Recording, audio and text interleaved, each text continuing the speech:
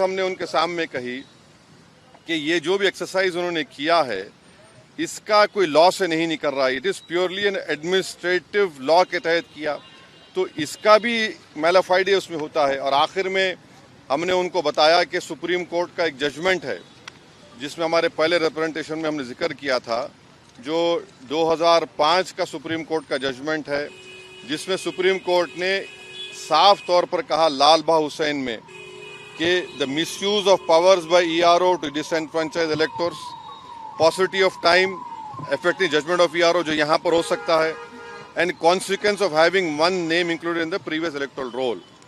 तो ये सब बातें हमने ईसीआई के सामने रखी हैं, क्योंकि उन्होंने 3 डेट्स दिए, before 87, between 87 and 2004 and after 2004।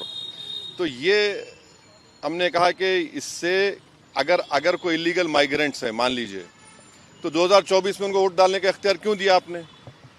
उसका कोई तो डेटा होना चाहिए, क्वांटम रेशियो क्या होगा।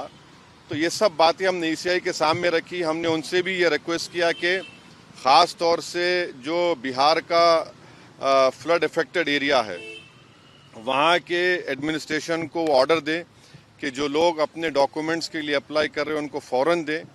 और हमने उनसे कहा कि सर ये एक्सरसाइज आप गवर्नमेंट टू गवर्नमेंट कर सकते थे, ईसीआई विद गवर्नमेंट, के भाई बताओ क्या है, कितने डॉक्यूमेंट्स है, नहीं है। मगर मेजर रीज़न ये है, मेजर हमको जो लगता है कि जो बिहार के नौजवान बाहर हैं, चाहे मुंबई में हो, दिल्ली में हो, हरियाणा में हो, पंजाब में हो, हैदराबाद में हो, उनके लिए बड़ी दिक्कत पेश आएगी। और अगर नाम उनका नहीं आएगा तो फिर उनको वोट डालने का इख्तियार नहीं मिलेगा। और फिर ये जो एक्सरसाइज को इलेक्शन कमीशन खुद अपने उसमें नोटिफिकेशन में कह रहा है कि ईआरओ और ईआरओ सिटीजनशिप एक्ट 1955 में कॉम्पिटेंट अथॉरिटी को बोल सकता है। अब जिसका नाम नहीं आएगा वो तो अपना वोट भी खो देगा, उसकी लाइवलीहुड का भी उसको एक नुकसान हो जाएगा। तो ये सब बातें हमने उनके सामने रखी। बहुत देर तक हमारी मीटिंग हुई, उन्होंने अपनी बात को कहा, उन्होंने भी बताया हमको। अब ये हमारी आज की मीटिंग की ये वो माने मोटा मोटा ये जो हुआ।